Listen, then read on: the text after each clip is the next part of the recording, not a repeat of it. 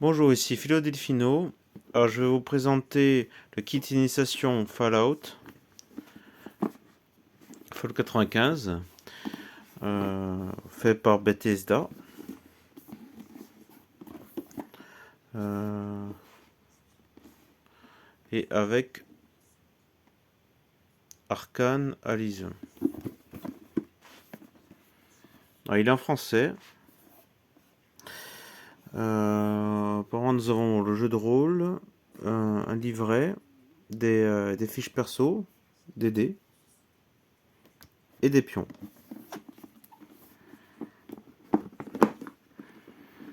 Alors, j'ai déjà enlevé le film plastique.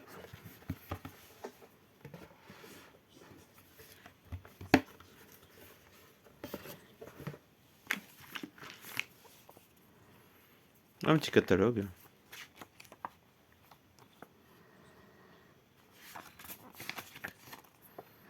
Bon, il présente différents jeux.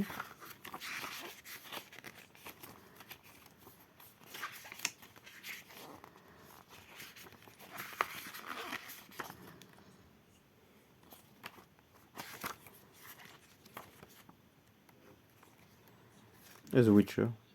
Bah, c'est cool.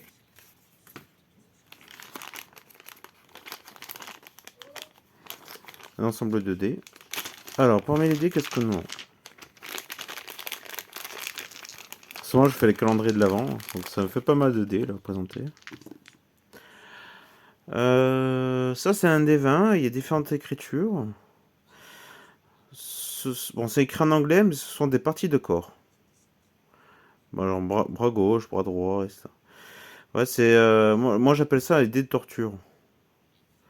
Parce qu'il y a. Bah, généralement, quand on fait une action, quand on fait un échec ou une. Enfin, comment dire? Quand un ennemi nous inflige des dégâts, ou si on inflige des dégâts à un ennemi, c'est intéressant de savoir quelle partie de corps serait touchée par la, disons, par la victime en quelque sorte.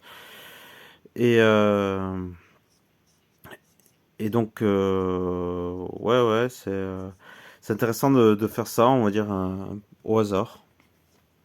Voilà, ça fait plus de jeux. Bon, un D20 classique avec des chiffres.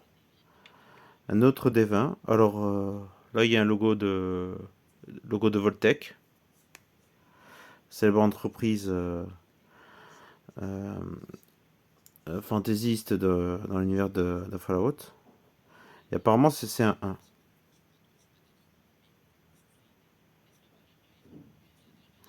Ouais, c'est un. Parce que là, nous avons le 20.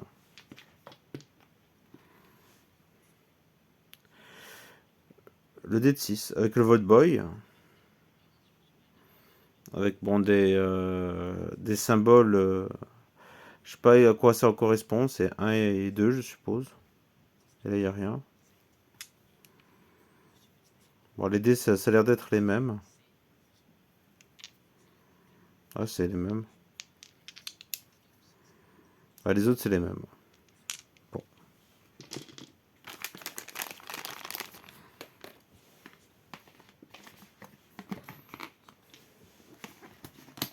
Alors, là, nous avons le livret des règles. Et bon, on dirait Samus Aran. Attention, on dirait, je pense que c'est une Vault Girl. Alors, non, elle n'est pas représentée comme ça dans... S'il y a des Vault Girls. Là, c'est plus ouais, comme une fiche perso.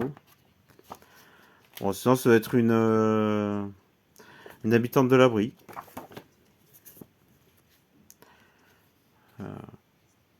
Cool derrière. Ça, c'est la porte pour de l'abri 95, que je suppose qui est le point de départ de ce JDR dans le kit d'initiation.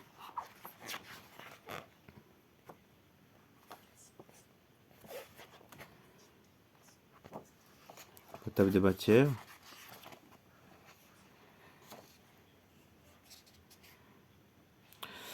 La terre désolée.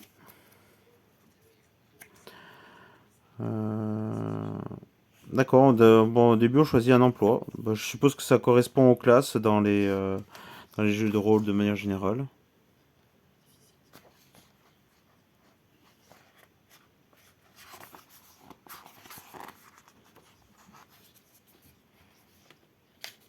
En tout cas, ça a l'air de bien expliquer et on a de jolies images. Personnages.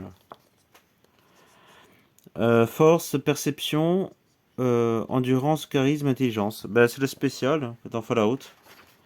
Et c'est aussi la base du JDR. Agilité et chance aussi.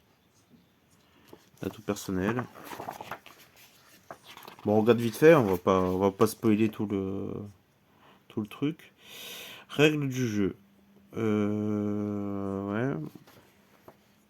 Bon, j'ai TDD, c'est pas logique.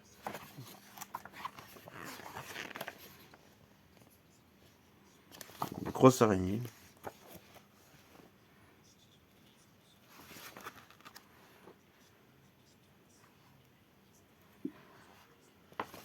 Ah, cool, cool.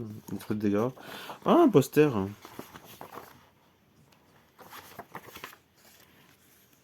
Non, c'est pas un poster, c'est la fin de. C'est la couverture de livre. Alors, écran de jeu. Le fabuleux règle, le livre de règles et son écran de jeu. Il y a un écran de jeu? Il y avait un écran de jeu tout à l'heure? J'ai pas vu. Qu'est-ce qu'il y a? Moi j'ai fait tomber, j'ai récupéré tout à l'heure. Bah, ça fait une chute libre. En anglais, c'est Fallout, justement. Alors, il était une fois au Commonwealth. Torel Boston. Encore une table de matière. Euh, Je vais éviter d'ouvrir, peut-être pour spoiler. Traduction dans Fallout. Oh, juste un petit peu. Sur la campagne. Il était une fois au Commonwealth. Cette compagnie est divisée en 3 quêtes prévues pour être jouées sur plusieurs séances par le meneur de jeu, accompagné de 4 à 6 joueurs. Les personnages joueurs commencent niveau 1. Ok, bon. Bon, système avec des vins. Bon, ça, on a vu qu'il y avait des devins. C'est-à-dire ceux-là. Enfin, ceux-là. Ça, c'est des devins. Et ça, c'est un devin un peu spécial.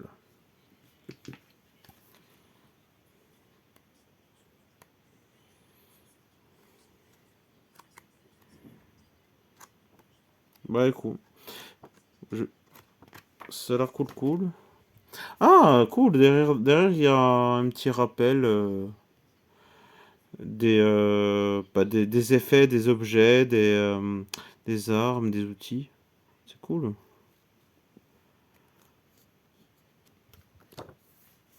Localisation des dégâts. Ah, bah voilà.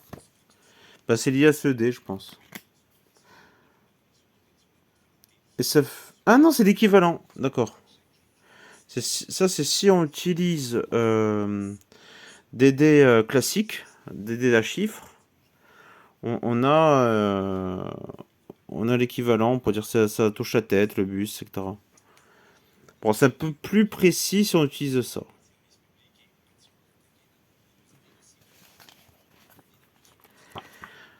Euh, alors, maintenant les fiches perso.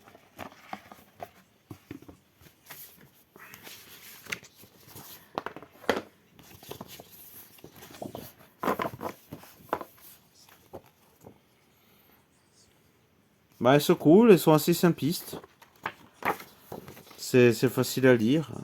Et c'est dans l'ambiance de Fallout. Bon, personnellement, j'éviterais d'écrire dessus. Parce que, bon, déjà, sont plastifiées. Mais ça, on peut sans doute les scanner et les réimprimer. Ça ne se paye pas trop d'encre. Parce qu'il n'y a pas. Oui, il y a un peu de noir, mais il n'y a pas énormément de noir. Ça, c'est un personnage pré-tiré. Pas ça aussi. Hein.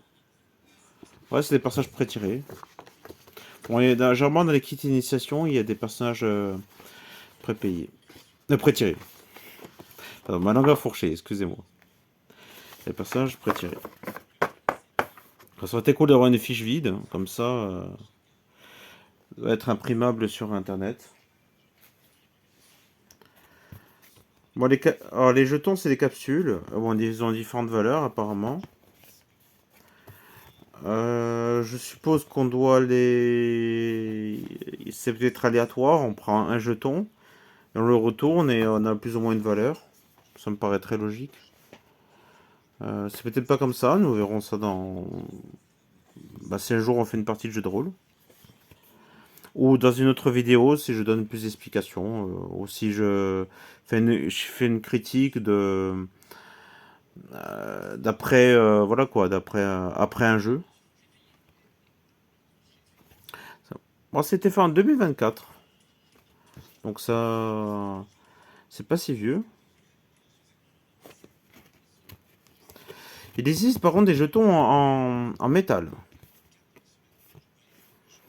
Il me semble qu'il y a une douzaine ou une vingtaine en, en version rouge.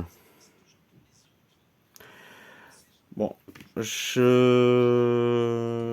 sais pas quoi dire de plus. Bon, en plus le, cat- le livre des règles est parti et a glissé et allé dans l'autre côté de la salle. Donc je vais, je pense que je vais vous laisser, hein. Et à bientôt pour un nouveau unboxing. Ciao.